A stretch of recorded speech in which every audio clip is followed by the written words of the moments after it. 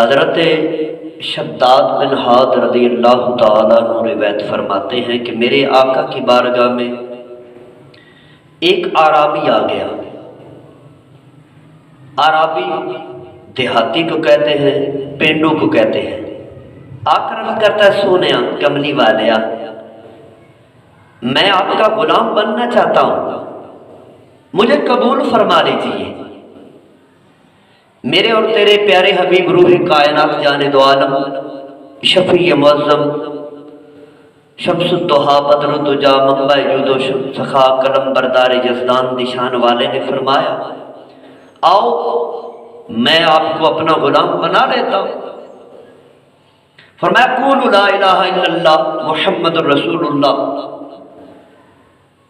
کہ تو لا الہ الا اللہ پڑھا دیتا۔ عرض کی تھی، سونے میں کشتیاں جلا کے آیا، میں واپس نہیں جاونا، سونے تو آڈے کوڑی میں رہنا ہے۔ تو میرے روح کائنات جانے دو عالم شفیع معظم صلی اللہ علیہ وآلہ وسلم نے فرمایا، ایک غزوے کی طرف ہم جا رہے ہیں، تو آپ ہمارے ساتھ چلیں۔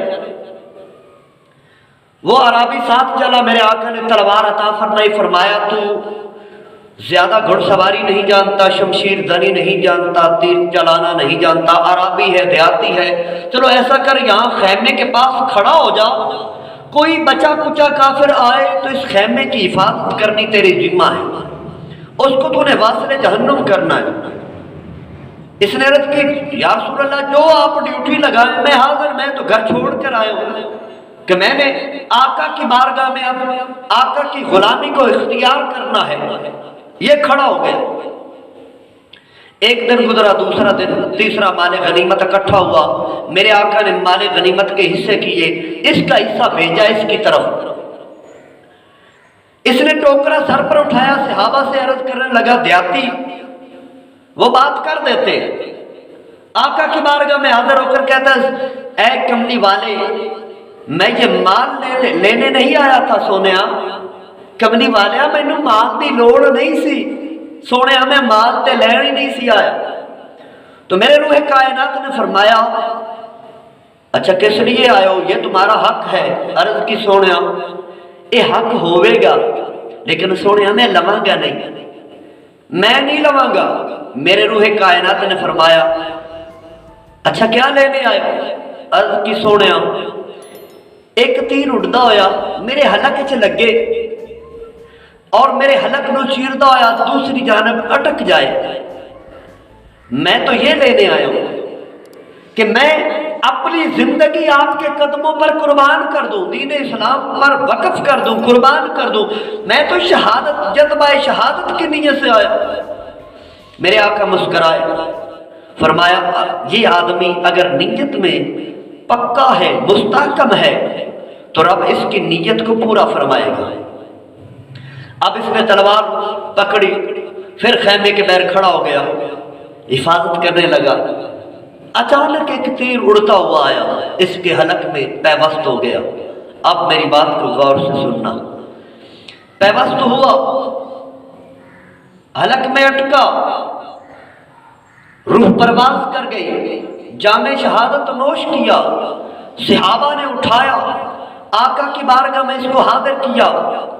آقا کریم صلی اللہ علیہ وآلہ وسلم نے دور سے دیکھا، میرے آقا نے فرمایا یہ آدمی نیت کا پکا تھا، اس کی نیت شہادت کی تھی، رب العالمین نے اس کو مقام شہادت عطا فرمایا۔ اب میرے اور تیرے پیارے حبیب نے فرمایا کہ یہ نیت میں پکا تھا عربی، تھا پینڈو، لیکن آج اس کو غسل اے صحابہ دے دو، آج اس کا جنازہ میں خود پڑھاؤں گا۔ میرے آقا نے اپنا جبہ مبارک اتارا، اس کو پہنایا، پہنا کر صحابہ کہتے ہیں کہ ہمیں حسرت ہوئی کہ تھا تو عربی، لیکن اتنی شانہ، اتنی شانیں مل گئی، ایڈیاں شانہ، ایڈیاں کمال دیا شانہ ملیاں، انہوں پہنایا۔ میرے آقا کریم صلی اللہ علیہ وسلم نے فرمایا، صحابہ جنازہ اٹھاؤ، میں خود ساتھ چلوں گا۔ عاشق کا جنازہ ہے، ذرا دھوم سے نکلے، محبوب کی گلیوں میں ذرا گھوم کے نکلے۔ میرے آقا ساتھ خرامہ خرامہ چلتے چلتے جا رہے ہیں۔